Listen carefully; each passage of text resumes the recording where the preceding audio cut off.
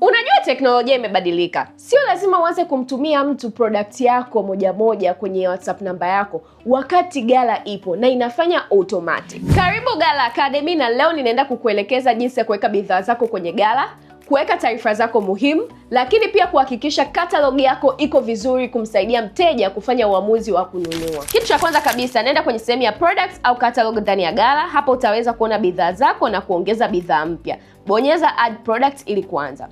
Sasa weka jina la bidhaa yako. Hakikisha jina linaeleweka vizuri, kwa sababu kama jina litoeleweka basi mteja hatakuelewa. Kwa mfano, badala ya kuandika dress 01, andika floral summer dress. Hiyo itamsaidia mtu kutambua bidhaa yako kwa haraka. Hatua inafuata ni kuweka bei ya bidhaa. Weka bei sahihi. Jamani, wekeni bei sahihi. Na hakikisha inalingana na bei ambayo unataka mteja kulipa. Kumbuka taarifa zako ambazo utaweka kwenye catalog ndio itakayosaidia Gala kumjibu mteja kuhusu bidhaa yako. Kwa hiyo utaki akosee. Sasa weka idadi ya bidhaa ulionayo kwenye stock.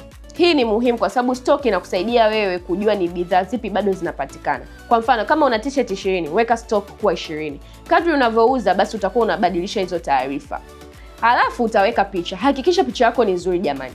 Picha iwe na mwanga mzuri, usiweke picha ambayo sio, na usiweke picha ambayo itamfanya mteja aamini kwamba hii product labda ni mbaya, au hii product mbona kama hii haitakuwa ni uhalisia. Kwa weka picha ambayo ni nzuri.